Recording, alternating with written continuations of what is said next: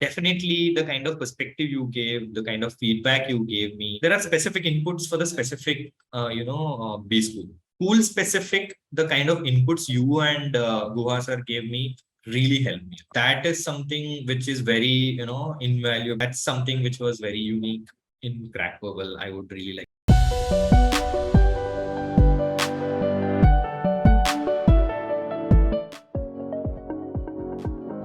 What I would just request you to do is just introduce yourself a little bit. How did you think about this whole MBA thing? How did it come about in your head? So basically, I am Govind Raju. So I presently I am working in a company called Lakeshore India, where I'm working as an assistant general manager of engineering.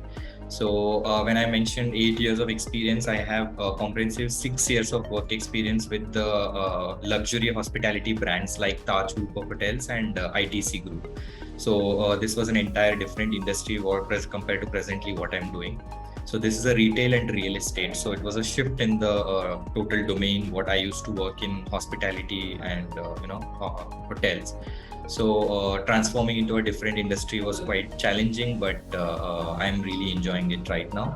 I mentioned this specifically transformation of two industries for the reason that it really helped me in my application journey, and it helped me give a holistic picture of me having a understanding of different domains, while competing with the elite minds when they are, when we are participating in this application pool for IIM, Ahmedabad, Bangalore, and Calcutta all together. So it gives a really, leading edge if you have industry experience of different domains.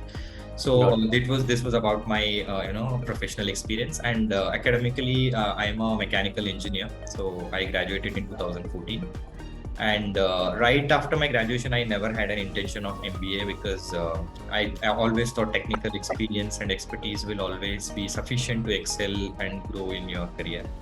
But off late, working in different industries and different companies for that matter, every step of my journey, every step in my new company had a different inspired people who inspired me. I was inspired, or I used to look up to different people. And one beautiful instance was when I saw a gentleman in ITC who was a general manager. So he was a holistic person who kind of, inspired me to do more and, get into the management. He showed me the beauty of management. So howsoever I was very happy in technical, domain, handling the things and everything. But this whole management setup was really beautiful and it looked lucrative then. So that is when I decided I need to step into a management shoes, and to formally get into that kind of domain, you really need a management study formally. And definitely, if I have to look up for a good management study in India, there are quite a few renowned brands, and definitely IIMs will fall in top category as per my interest. So that was where the spark of my MBA initiated. That's where I was fortunate enough to collaborate with Crackverbal, and Karthik initiated the whole journey. So he was really kind, and he really started the whole conversation beautifully. So right after the collaboration, I was really skeptical about my mentor, because I was given a mentor who was pretty senior. I am Ahmedabad alum, so I was applying for Ahmedabad, Bangalore, and Calcutta. So I wanted a person who's an alum in IIM. So Crackverbal allotted me a person called Mr. Guha Prasad. He's a IIM Ahmedabad senior, pretty senior to me. I'm in an age group of 28 to 30. He's in 40s. So I was very reluctant to say okay for that mentor initially, because I thought my mindset might not match, because he's already a vice president of some organization. So I thought he might really not have time to give me or allocate specific time. But I felt there would be a gap in the conversation or communication. I felt scared, because obviously I really wanted to do it this year. Mr. Guha Prasad was the best choice I could have ever got in my life. I could not thank more than enough to you guys, because he's such a sweetheart. He's such a simple man. He's such a down-to-earth person. I am really in debt for him for my life. So first you talked about the GMAT, right? And you said you had multiple attempts on the GMAT. Yeah. So, and you also mentioned the circumstances where you're a people leader, you're working for 15, 16 hours a week. And I think a lot of people are coming from that sort of a background also at times. Yes, So totally. one, how did you deal with, not getting the score you wanted initially? And then how did you up your game later on to get to a fabulous 740 that you did? So I'll tell you my side of story, how I dealt with it. So when I got a first attempt went very bad. It was overconfident attempt which I thought I could give it well in my exam, although my marks were not going really as required. That was a very foolish attempt, I would say, which I shouldn't have done. So it gave me a very good picture that I'm really not ready, because the concepts was not clear. Maybe I was overconfident that I can do it just because I'm an engineer. The quant comes naturally to us. This kind of notions, I had this perception in the back of my mind. So this really, created that trouble. But ultimately, the score, when I saw on the screen, it gave me a reflection that you are really not that what you think. You really need that kind of hand-holding, or you need to prepare well. And good mentor in the GMAT also is very necessary, is what I understood in my journey, which I had when I needed the most. And dealing with the frustration of bad score, every person will go through this phase unless someone is really brilliant and he cracks at the first go. Most of my friends who we have gone through together, we all had the same journey where we all used to work together. We gave the GMAT and we ended up scoring bad. Again, we prepared. It was a whole set of journey for close to a year. And luckily, when I felt that bad score, or when I used to feel too bad about I'm not able to do something, my work really helped me cope up back to pace. Because work was so involving that I kind of let go what happened in the past. It always used to give me, as I said, I have people who kind of I look up to. When I see them, I feel that I shouldn't give up. There's more to it. There are multiple people who have done and who have been in the same shoes, and they are really doing it the same way I did. And I think you need to have self-motivation, and I think draw inspiration from someone, which will keep your pace pace and pitch consistent. So if we drop sometime, really we are not going anywhere. Definitely it is going to be discouraging multiple times during the mocks, during your exam sometime, when you talk to your friends who are scoring good in mocks. It's going to be a hell lot of roller coaster ride, but consistency and drawing inspiration is very important. You also spoke about your association with Crackverbal. Goa Prasad sir helped me to get the interview call, and after that there are few services which I connected with you only in particular. I had a few mock interview sessions with you, and definitely the kind of perspective you gave, the kind of feedback you gave me, and he himself was very much connected with me to give me inputs. There are specific inputs for the specific B school. For Calcutta, there is a different set of things we have to deal with. Bangalore, there are different set of things. Ahmedabad, there are different. So school specific, the kind of inputs you and Guha sir gave me really helped me.